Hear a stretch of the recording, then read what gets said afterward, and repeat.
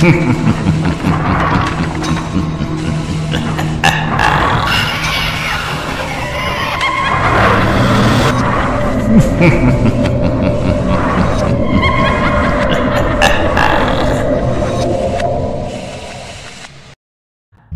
কাহিনীর সমস্ত চরিত্র এবং ঘটনা কাল্পনিক। বাস্তবে জীবিত বা মৃত কোনো ব্যক্তি বা ঘটনার সাথে এর কোনো রকম মিল থাকলে তা সম্পূর্ণ অনিচ্ছাকৃত এবং কাকতালীয়। গল্পে ব্যবহৃত অপ্রাকৃতিক এবং অলৌকিক ঘটনা শুধুমাত্র কাহিনীর পরিবেশনার উপক্রম মাত্র। কুসংস্কার বিশ্বাস করবেন না, কুসংস্কার ছড়াবেন না।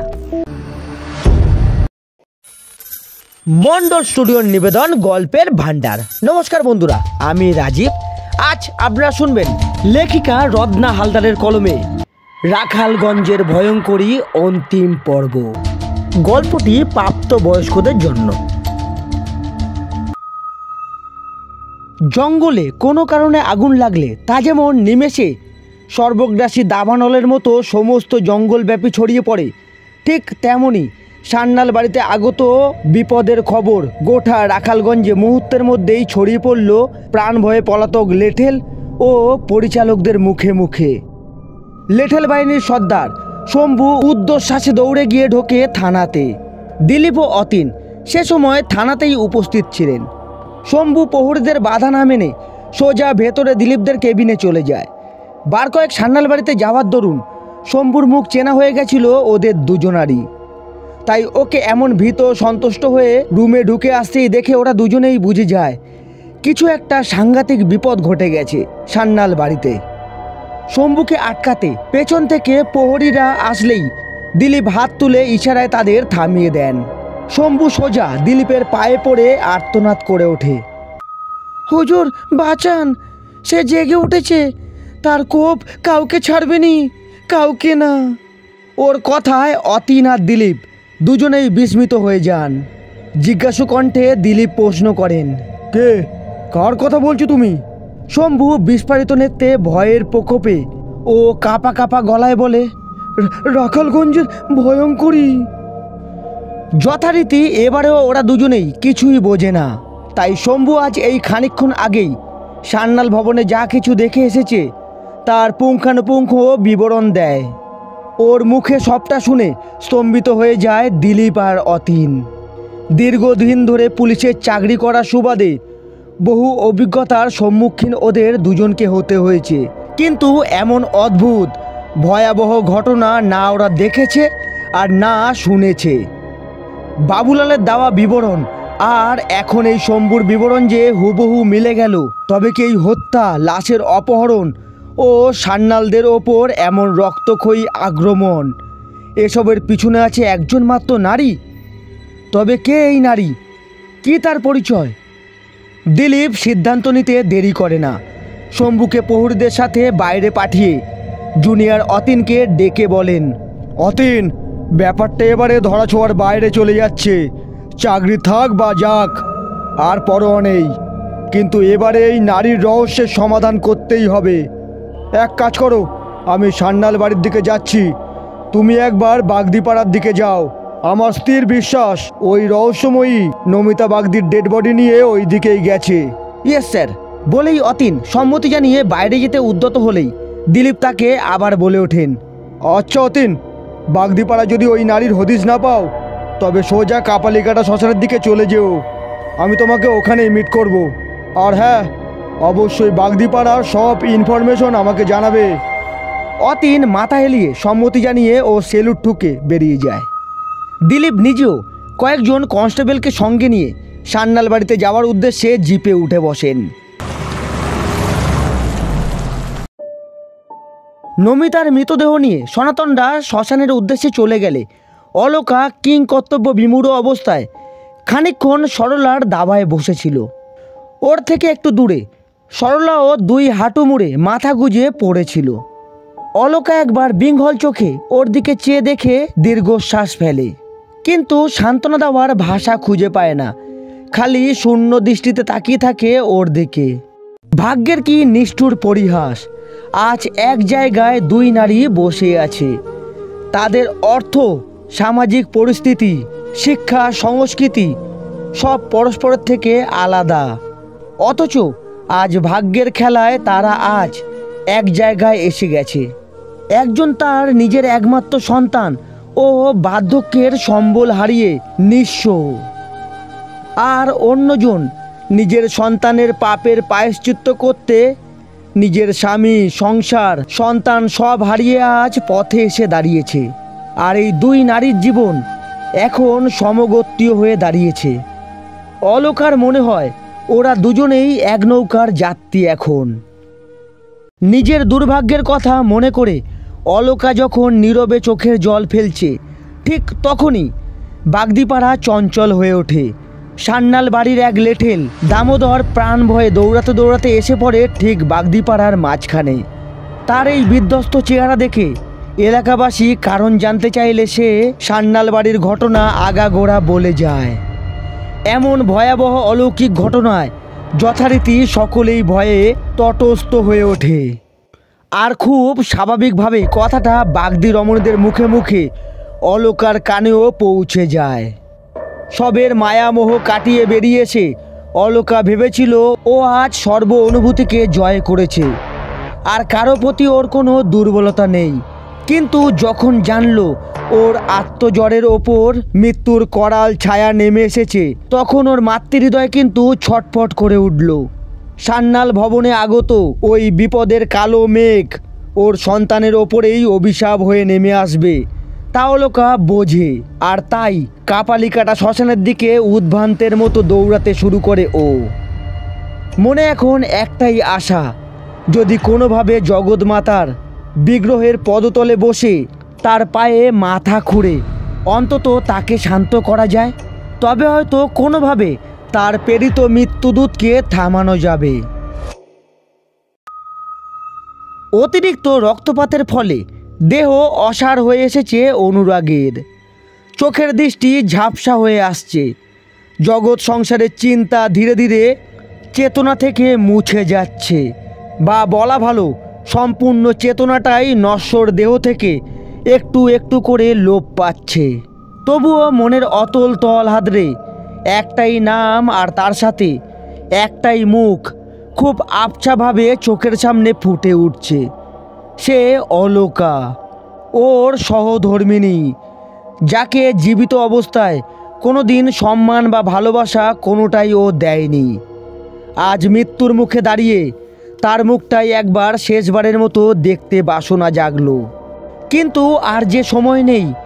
দূরে কালো কালো বিন্দুর মতো কিছু আবছায়া স্পষ্ট হতে হতে ওকে ঘিরে ধরতে থাকে। একটু একটু করে মৃত্যুর কালো গহরে প্রবেশ করে অনুরাগ সান্যাল। এই পৃথিবীতে শেষবারের মতো ওর অন্তিম নিঃশ্বাসের সাথে সাথেই একটা নাম ওর মুখ হতে বেরিয়ে আসে, অলকা। একটু দূরে নিশ্চল পাথরের মূর্তির মতো দাঁড়ানো অনিমেষ সান্যাল নিজের পরবর্তী প্রজন্মের এক শিখাকে নিভে যেতে দেখেও নিশ্চুপ নিশ্চল হয়ে দাঁড়িয়ে থাকেন। ঠিক কী ঘটছে, কেন ঘটছে, সেই বোধ যেন ওর লোপ পেয়েছে। নিজের সন্তানকে হারিয়েও শোক বা দুঃখের বিন্দুমাত্র অনুভব শক্তি ওর মধ্যে আর নেই। এত অর্থ, এত বৈভব, এত লোকবল সব একটা মাত্র নারীর সামনে এইভাবে যে নিঃস্ব হয়ে যেতে পারে, তা জমিদার বংশীজাত অনিমেষ সান্যাল ভাবতেই পারেননি কোনোদিন। অগাধ সম্পত্তি ও বিপুল বংশগৌরবের দম্ভে এই মানুষটা হয়তো নিজেকে অজর, অমর, শক্তিমান মনে করতেন।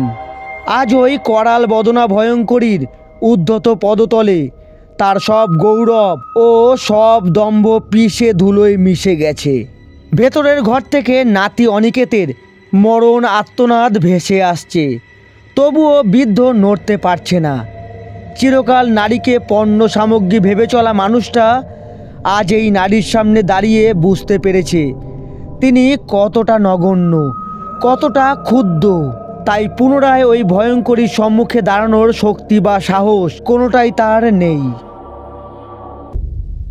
অন্তিম সময় যখন ঘনিয়ে আসে, তখন বুঝি মানুষের বাঁচার ইচ্ছাটা আরও তীব্রতর হয়ে ওঠে। যে পাপও করেছে তার পরিণাম যে নিজের মৃত্যু দিয়ে পেতে হবে, একথা অনিকেত এতদিন ভালোভাবে উপলব্ধি করতে পারলেও আজ যখন সেই মৃত্যুই ওর দরজার সামনে উপস্থিত হয়, তখন বেঁচে থাকার তীব্র বাসনায় ও পরিত্যায়ী চিৎকার করে ওঠে। বন্ধ দরজার ভেতর থেকেও ও অনুভব করে মৃত্যুদূত রূপিণী সেই নারী ঠিক ওই দরজার পেছনেই দণ্ডায়মান। অনিকেত চিৎকার করে বলে ওঠে, ক্ষমা করো, ক্ষমা করো, আর কোনোদিন এই পাপ করব না। চলে যাও, কে আছো, বাঁচাও, আমাকে বাঁচাও। বাবা, দাদু, কোথায় তোমরা? ও ও যে চলে এসেছে আমাকে মারতে। বাঁচাও আমাকে, প্লিজ আমাকে বাঁচাও। এর বেশি আর বলা হয় না অনিকেত সান্যালের। এক প্রবল লাথিতে ওই নারী দৌড় ভেঙে দেয়।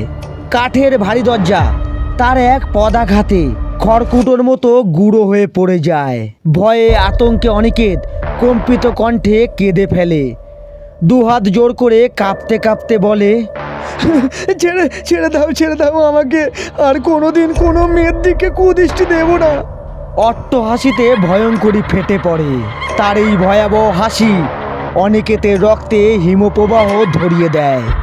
ক্ষুরধার নখরযুক্ত হাত সামনে প্রসারিত করে সেই নারী গর্জে ওঠে। তার কণ্ঠ শুনে অনিকেত কাঁপতে থাকে। সেই কণ্ঠ একজনের নয়, একসাথে বহু নারী যেন ওই ভয়ঙ্করীর মধ্যে হতে কথা বলে উঠল। নিজের অর্থ ও প্রতিপত্তির জোর দেখিয়ে যেসব অসহায়দের শোষণ দিনের পর দিন অনিকেত আর বিগ্রম করেছিল, তাদের কণ্ঠই যেন অনি এখন শুনতে পায় তার গলায়। দু চোখে নরকের আগুন ঝরিয়ে সে বলে, ছেড়ে দেব? তোকে ছেড়ে দেব? আমাদের ছেড়েছিলিস তুই? তোর মতো পাপীদের ছেড়ে দিলে পৃথিবী পাপে ডুবে যাবে। তোকে তো মরতেই হবে, ঠিক তোর বন্ধুর মতো। দেখবি নাকি তাকে? সে যে তোর অপেক্ষাতেই আছে। কথা শেষ হয় না, তার আগেই গোটা কক্ষ নিকষ কালো অন্ধকারে পূর্ণ হয়ে যায়। পুঁতি গন্ধে অনিকেতের দম বন্ধ হয়ে আসে। কিছুক্ষণের মধ্যেই ওর চোখের সামনে ওর নিজের ঘর পরিণত হয় নরক কুণ্ডে। চারিদিকে নরকের জ্বলন্ত আগুন দাউ দাউ করে জ্বলে ওঠে। সেই আগুনের শিখাতেই অগণিত ভয়াল দর্শন প্রেতের মূর্তি দেখতে পায় অনিকেত। ভীত সন্তুষ্ট চোখে ও দেখে সেই সব প্রেতেরা জীবিত অবস্থাতেই থাকা পাপীদের দেহ থেকে মাংস, অস্থি, মজ্জা ছিঁড়ে ছিঁড়ে খাচ্ছে। পাপীদের কর্ণবিদায়ী আর্তনাদে অনিকেতের হৃদস্পন্দন বন্ধ হবার জোগাড় হয়। এমন ভয়াবহ দৃশ্য দেখে ও চোখ বন্ধ করে নিতে চায়, কিন্তু পারে না। এক অতি পরিচিত কণ্ঠ ওকে বাধা দেয়। শব্দের উৎস লক্ষ্য করে সেদিকে তাকাতেই অনিকেতের চোখ বিস্ফারিত হয়ে যায়। ও দেখে বিক্রমের মুন্ডুহীন ধর ওর দিকেই এগিয়ে আসছে আর বলছে, কাছে আয় ভাই, তোকে নিতে এসেছি। যাবি না আমার সাথে? তুই আমার জিগরি দোস্ত, তোকে ছাড়া আর ভালো লাগে না, চল। অনিকেত দু হাতে মুখ চেপে চেঁচাতে থাকে, না না না, চলে যা, আমি যাব না, তোর সাথে আমি যাব না, আমি মরতে চাই না আমি। এবারে বিকির গলা ভেসে আসে দূর থেকে, যেতে যে তোকে হবেই অনিকেত, আমি নিস্তার পাইনি, তুইও পাবি না। অনিকেত সব হয়ে চোখ খোলে, আর খুলতেই যা দেখে তা ভাষায় বর্ণনা করা যায় না। ও দেখে সেই ভয়ঙ্করী নরকঙ্কাল নির্মিত এক অস্থি সিংহাসনে উপবিষ্ট হয়ে আছে। তার পদতলে পড়ে আছে বিকির ধর, আর ওর কাটা মুন্ডুটা তার হাতে। সেই মাথা থেকে উজলে পড়ছে তাজা রক্ত, আর সেই রক্ত আকণ্ঠ পান করছে সেই নারী। বিকির মুন্ডু আবার বলে ওঠে, পাপ দুজনে করেছি, শাস্তিও দুজনেই পাবো। বাঁচবি না ভাই, বাঁচবি না, শত চেষ্টা করো বাঁচবি না এর থেকে। Hello sir. সতীন, বলো। স্যার, আপনার অনুমান একদম সঠিক। ওই অজ্ঞাত পরিচিত নারী নমিতা বাগদির ডেড বডি নিয়ে বাগদি পাড়ার ওর বাড়িতেই দিয়ে গেছে। কিন্তু স্যার, একটা সমস্যা হয়েছে। কি সমস্যা সতীন? স্যার, এরা ডেড বডি নিয়ে দাহ করতে কাপালিকাটা শ্মশানের দিকে চলে গেছে। দাঁড়াও, কাপালিকাটা শ্মশানে নিয়ে গেছে? কিন্তু ওটা তো জানতাম পরিত্যক্ত। তবে কি কারণে ওই শ্মশানে নিয়ে গেল বডি? এদেরকে জিজ্ঞাসাবাদ করে জানলাম এদের রানীমা মানে মিসেস অলকা সান্যাল নাকি নিজে এসে ওই আদেশ দিয়েছেন। অলকা সান্যাল? স্ট্রেঞ্জ। ওকে অতীন, তাহলে তো ভালোই হয়েছে, তুমি সোজা শ্মশানের দিকে চলে যাও। Yes sir. কল শেষে দিলীপ দে ফোনটা কেটে দিলেও মন তার অশান্ত হয়ে ওঠে।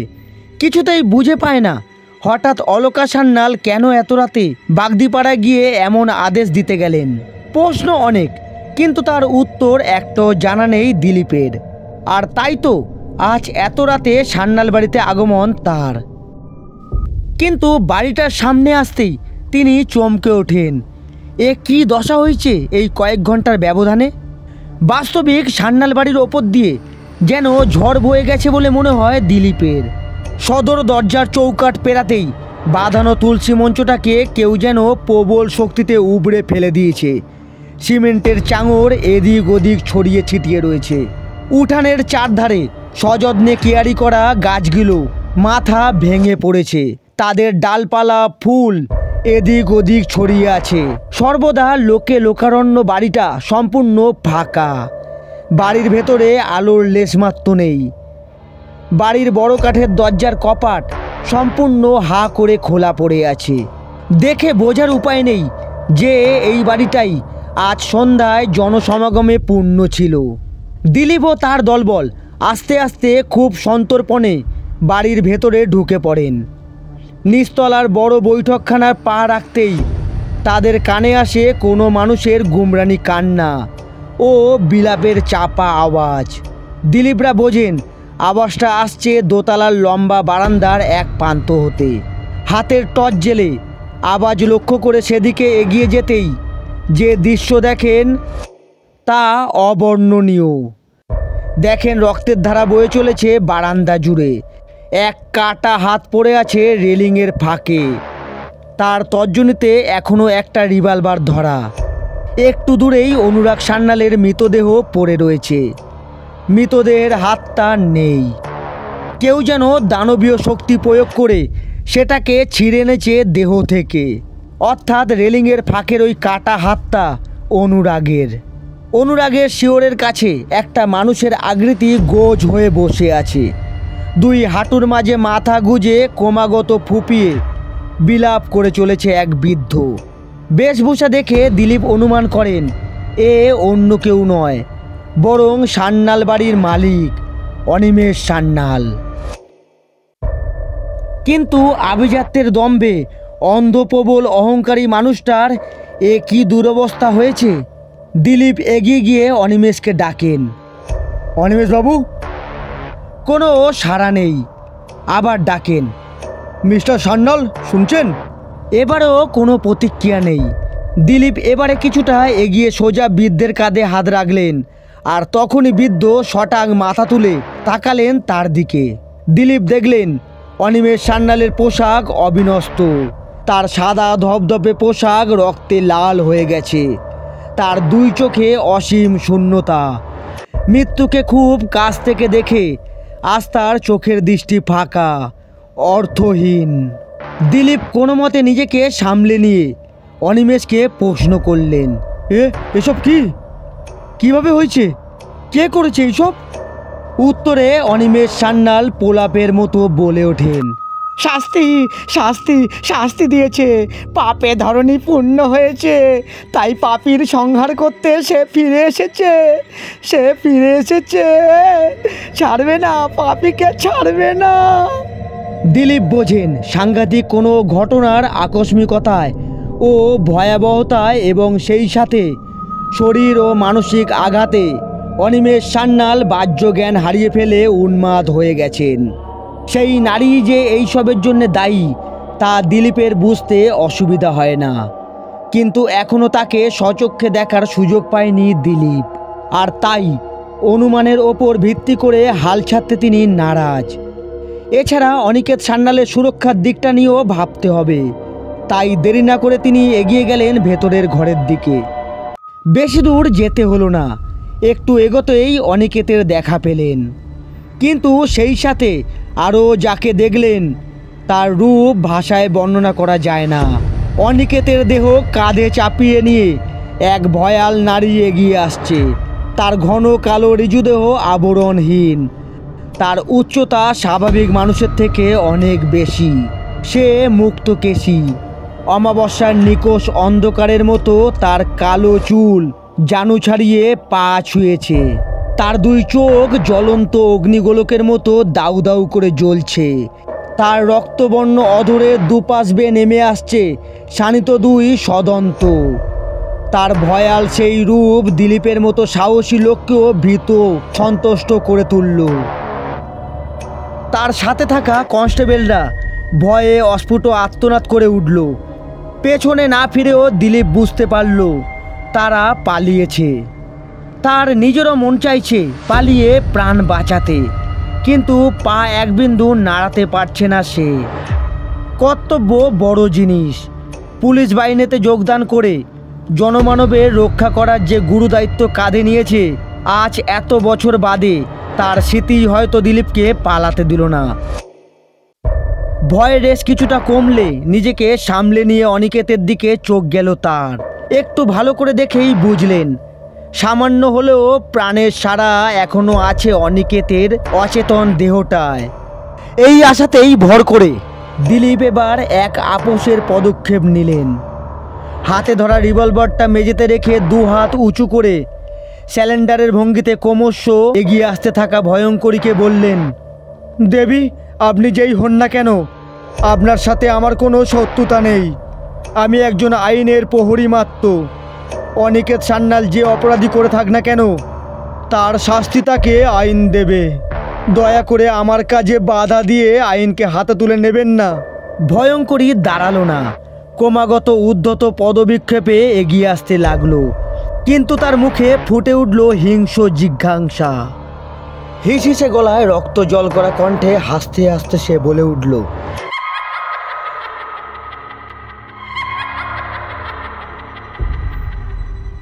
তোমার আইন অন্ধ, চোখে কালো কাপড় বেঁধে সে কিছুই দেখতে পায় না।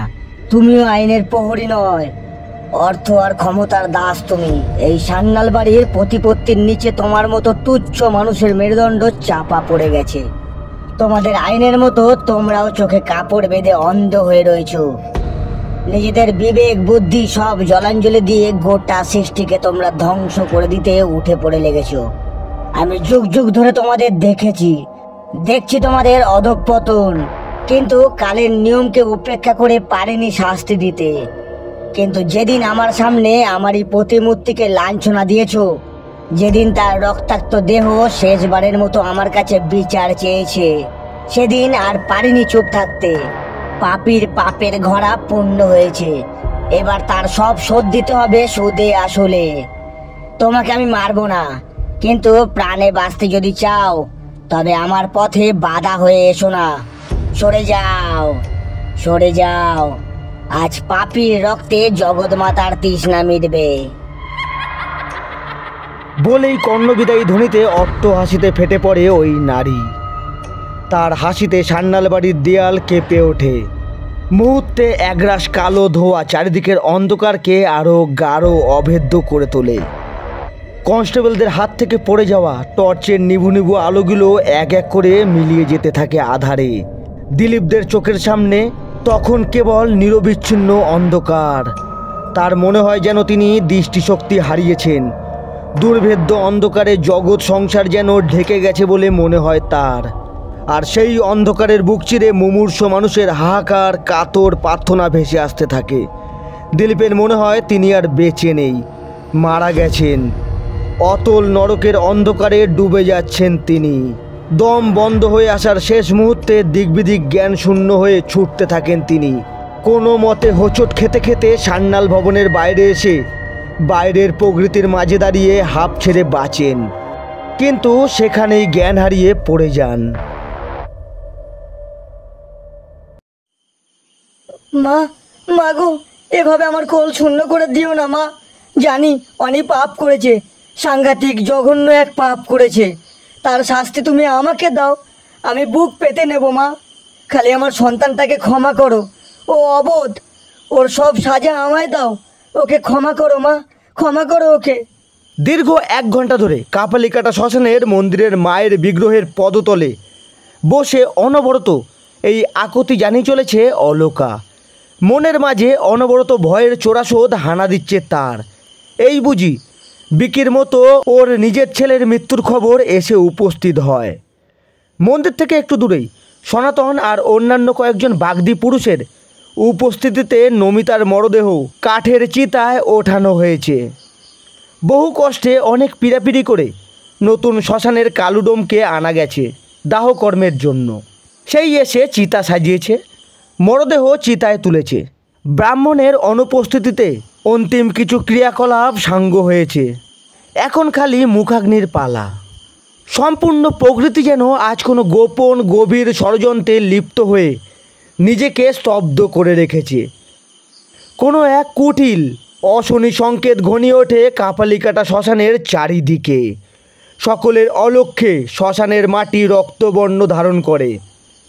কিছু যে ভয়াবহ ঘটতে চলেছে তার আভাস সকলেই পায়। তাই তড়িঘড়ি সব সমাধা করে বাড়ি ফিরতে বাগদিদের মধ্যে চাঞ্চল্য বেড়ে ওঠে।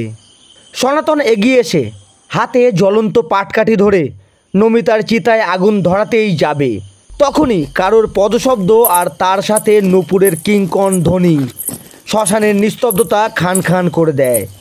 সকলে সচকিত হয়ে ওঠে। বিপদ যে সামনে এগিয়ে আসছে তার বলার অপেক্ষা রাখে না। রাতের নীরবতাকে খান খান করে এক রাত জাগা পাখির আর্তনাদ ওদের আরও ভীত সন্তুষ্ট করে তোলে।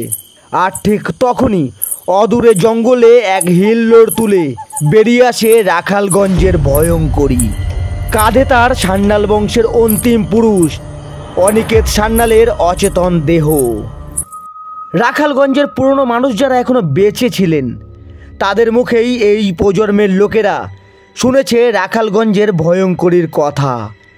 বহু আগে এই শ্মশানভূমি যখন তন্ত্রসিদ্ধ কাপালিকের সাধন ক্ষেত্র ছিল, তখন তার আরাধনায় তুষ্ট হয়ে জগৎমাতার বিপুল শক্তির একটি অংশ এক ডাকিনী রূপে নেমে এসেছিলেন এই শ্মশানে। কথিত আছে নিজের পদ ভ্রষ্ট হয়ে গুপ্ত তান্ত্রিক ক্রিয়ায় লিপ্ত হয়ে কাপালিক যখন এক কিশোরীর অপহরণ ও ধর্ষণ করেছিলেন, তখন প্রথমবার আদ্যাশক্তির তেজ স্বরূপ ভয়ঙ্করী সমূর্তি ধারণ করে তাকে তার পাপের শাস্তি দিয়েছিলেন। তারপর আর কোনোদিন তার দেখা কেউ পায়নি। কিন্তু লোকমুখে তার এই কাহিনী আজও স্মরণীয় হয়ে রয়েছে। আর সেই সাথে পরিত্যক্ত এই শ্মশানভূমি মানুষের ত্রাসের কারণ হয়ে দাঁড়িয়েছিল। আজ এত বছর বাদে আবার তার সেই ভয়াল রূপের দর্শন হয় রাখালগঞ্জের মানুষদের। সনাতনদের বুঝতে অসুবিধা হয় না এই মাটিতে এমন কোনো গুরু পাপ হয়ে গেছে যা এই ভয়াল দেবীকে আবার জাগিয়ে তুলেছে। ভয়ে প্রাণ পাখি বেরাবার উপক্রম হলেও সনাতনরা এক চুল নড়ে না, বরং দুহাত জোর করে বসে পড়ে মাটিতে। কোনোভাবে করুণা ভিক্ষা করে যদি দেবীর থেকে বাঁচা যায়, তাকে শান্ত করা যায়, এই আশাই তাদের মধ্যে। ভয়ঙ্করী কিন্তু তাদের দিকে ফিরেও দেখে না, বরং কাঁধে থাকা অনিকেত সান্যালের দেহটা ছুঁড়ে ফেলে দেয় সে ঠিক শুকনো হাড়িকাঠটার কাছে। তারপর সনাতনের হাত থেকে ছিটকে পড়ে যাওয়া জ্বলন্ত পাটকাঠির গোছাটা হাতে তুলে নিয়ে এগিয়ে আসে নমিতার চিতার দিকে। সনাতনরা অবাক বিস্ময়ে হতভম্বের মতো দেখে। এক হাতে সেই পাটকাঠি ধরে আর অন্য হাতে নমিতার মাথায় রুক্ষ চুল আলো গোছে পরম মমতায় হাত বুলিয়ে সেই ভয়ঙ্করী বলছে, যেখানের কষ্ট সেখানেই রেখে ফিরে আয়, আয় আমার কোলে আয়। আর তারপরেই সে নমিতার চিতায় আগুন লাগিয়ে দেয়। দাউ দাউ করে কাঠ জ্বলে ওঠে, সেই সাথে জ্বলতে থাকে অষ্টাদশী নমিতার দেহ। মাংস পোড়ার কটু গন্ধে শ্মশান পূর্ণ হয়ে ওঠে। চঞ্চল রাতের পরিবেশকে আরও উত্তপ্ত করে একসাথে বহু শিয়াল ডেকে ওঠে।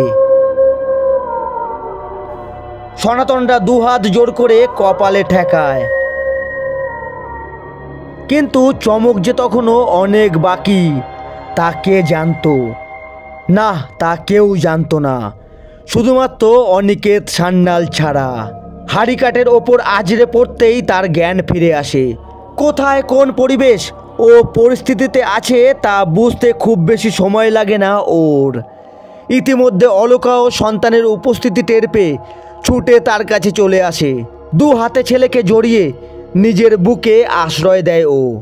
দেখে মনে হয় যেন জগৎ সংসার থেকে তাকে লুকিয়ে ফেলতে চায় ও, কিন্তু ভবিতব্যের থেকে যে রেহাই মেলে না তার থেকে পরিত্রাণ। তাই নমিতার দেহ দাহ করে ভয়ঙ্করী যখন নিজের অন্তিম শিকার অনিকেতের দিকে এগিয়ে আসে, তখন অনিকেতের থেকেও বেশি ভয় পায় অলকা নিজে। দু হাতে ছেলেকে আড়াল করতে করতে অনুনয়ে সুরে বলে, পায়ে পড়ে তোমার, ওকে মেরো না। ও যে আমার নারী চেরা ধন, আমার একমাত্র সন্তান। ওকে মেরো না, মেরো না। ভয়ঙ্করীর ভীমনাদ ধ্বনিত হয়। ও যেমন তোর নারী চেরা ধন, তেমনি মেয়েগুলো ওদের মায়ের নারীর তারে আবদ্ধ ছিল, কিন্তু এই পশু তাদের টেনে ছিঁড়ে খুবলে খেয়েছে। ও ক্ষমার অযোগ্য, ও ক্ষমা পাবে না। অবৈধ মেয়ের জনি শীত রক্তে ওর লালসা মেটেনি, ওর তৃষ্ণা আমি মেটাবো। কথা শেষ হতে না হতেই অলকার চোখের সামনে সে রাতের নারকীয় ধর্ষণের দৃশ্য ফুটে ওঠে। বিবস্ত্র রক্তাক্ত নমিতার সম্ভ্রম রক্ষার আকুল আকুতি ও সেই সাথে দুই কর্মাত্ম পুরুষের পৌরস্ত্যের তাণ্ডব দেখে অলকা। দেখে শরীরের শেষ রসটুকু নিগড়ে নিয়ে অভাগীর শরীরে পোড়া কাঠ ঢুকিয়ে দেওয়ার ভয়াবহ নারকীয় দৃশ্য ও সেই সাথে নারীর রক্তে স্নাত দুজন পুরুষের ঘোর উল্লাস। অলকা শিউরে ওঠে ওই পুরুষ দুজনের মধ্যে একজনকে শনাক্ত করে। সে যে ওর আদরের অনি। এক ভয়ানক তার রূপ, এত ঘৃণ্য তার লোলুপতা, নারী দেহের প্রতি এত তার আসক্তি। অলকা আর ভাবতে পারে না। ওর মনে হয় এ ওর সন্তান নয়, ওর সন্তানের রূপ ধরে এক পিশাচ তার কামনা পূর্ণ করছে। না, অলকার চোখে আর জল আসে না। ও যেন নিরেট পাথরের মতো রিক্ত, অনুভূতিহীন হয়ে গেছে। ভেতর থেকে দয়া, মায়া, মমত্ব, মাতৃত্বের মতো বোধ তথা অনুভূতিগুলো লুপ্ত হয়ে গেছে। দু হাতের বাঁধনে আগলে ধরে রাখা অনিকেতকে ছেড়ে দিয়ে ও কেবল বলে ওঠে, ওকে মুক্তি দাও মা, ও আমার সন্তান না, ও ছদ্মবেশী পিশাচ। ওকে মুক্তি দাও। না মা, আমাকে ছেড়ে যেও না মা, ছেড়ে যেও না। এতক্ষণ মায়ের আঁচলে নিরাপদ আশ্রয়ে থাকা অনিকেত সান্যাল ভেবেছিল ও বুঝি সব বিপদমুক্ত হয়ে গেছে। কিন্তু সেই আঁচল যেই মাত্র মাথা থেকে সরে গেল, সেই মাত্র শেষ আশার আলোটুকুও নিভে গেল ওর। আর তাই প্রাণ ভয়ে মরিয়া হয়ে নিজের গর্ভধারিণী মাকে ডাকতে লাগলো। কিন্তু অলকা পেছনে ফিরল না, একবারও তাকালো না। ভয়ঙ্করী ধারালো নখের টানে অনিকেতের মাথা দেহ থেকে পৃথক হয়ে পড়ে যাওয়ার আগে শেষবারের মতো ওর ভয়ার্ত চিৎকার শুনেও অলকার পা কাঁপল না। ও ফিরেও দেখল না ওর আত্মজ খণ্ডিত ধরের ওপর বসেই ভয়ঙ্করী তখন তার ছেদিত মস্তক ভক্ষণ করছে। অদূরে করজোরে কম্পিত বক্ষে গুটি কয়েক বাগদি পুরুষ এই ভয়াল দৃশ্য দেখে জয় মা কালী, জয় মা, জয় মা কালী, জয় মা মঙ্গলময়ী, জয় মা মঙ্গলময়ী, জয় মা কালী বলে জয়ধ্বনি দিয়ে উঠল। অতীন রায় জিপ থেকে নেমে ছুটতে এসে সামনে এই ভয়াবহ দৃশ্য দেখে স্তব্ধ হয়ে গেলেন।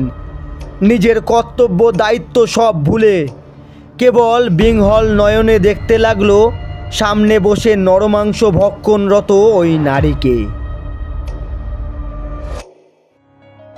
কেটে গেছে বেশ কয়েক বছর।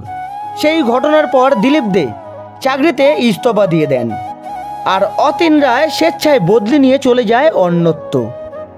অলকাকে সে রাতের পর আর কেউ রাখালগঞ্জে দেখেনি।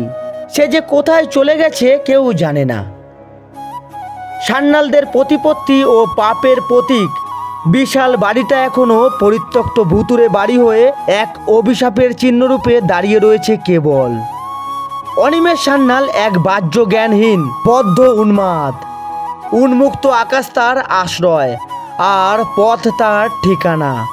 মুখে তার একটাই বুলি, পাপ পাপ পাপে ভরে গেছে সব, সে বিনাশ করবে সে। কাপালিকাটা শ্মশান আর পরিত্যক্ত না, সেখানেই এখন শবদাহ হয়। বছরে বেশ কয়েকবার ধুমধাম করে শ্মশানে পুজো হয়। ভয়ঙ্করী সেই নারীকে আর দেখা যায়নি ঠিক, কিন্তু অনেক রাতে যখন রাখালগঞ্জের কোনো মেয়ে পথে নির্ভয়ে হেঁটে বাড়ি ফেরে, তখন নাকি এক ছায়ামূর্তি তার পেছনে পেছনে হেঁটে তাকে নিরাপদে বাড়ির চৌকাঠ অবধি পৌঁছে দিয়ে যায়। এই ছায়ামূর্তি এক নারীর, সে উলঙ্গ, তার গাত্রবর্ণ ঘন কালো, মেঘের মতো কালো তার কেশদাম পায়ের গোড়ালি ছুঁয়েছে। মেয়েরা তাকে ভয় পায় না, কারণ তারা জানে সেই নারী তাদের রক্ষা করতি, তাদের বর্ম। আবার যদি কোনো অনিকেত বা বিক্রমের উৎপত্তি হয়, আবার যদি কোনো নমিতাকে নিজের মান সম্মান জীবন দিয়ে নিজের নারী হবার দাম দিতে হয়, তবে সেই ছায়ামূর্তি ভয়ঙ্করী বেশ ধরে ফিরবে তাদের পাপের বিচার করতে। আর সবশেষে তাদের কাটা মাথা শোভা পাবে ভয়ঙ্করী অভূষণের মাঝে, ঠিক ওই অনিকেত আর বিকির মাথার মতো। মন্ডল স্টুডিওর নিবেদন গল্পের ভান্ডার। নমস্কার বন্ধুরা, আমি রাজীব। আজ আপনারা শুনছিলেন লেখিকা রত্না হালদারের কলমে রাখালগঞ্জের ভয়ঙ্করী অন্তিম পর্ব। গল্পটি কেমন লাগলো অবশ্যই একটি কমেন্ট করে জানাতে ভুলবেন না। আর ভিডিওটি ভালো লাগলে অবশ্যই একটি লাইক করে চ্যানেলটিকে সাবস্ক্রাইব করে আমাদের পাশে থাকবেন। আজ এতটুকুই, দেখা হচ্ছে আরও একটি নতুন গল্পের সাথে। ততক্ষণ নিজে ভালো থাকুন আর সকলকে ভালো থাকতে সাহায্য করুন।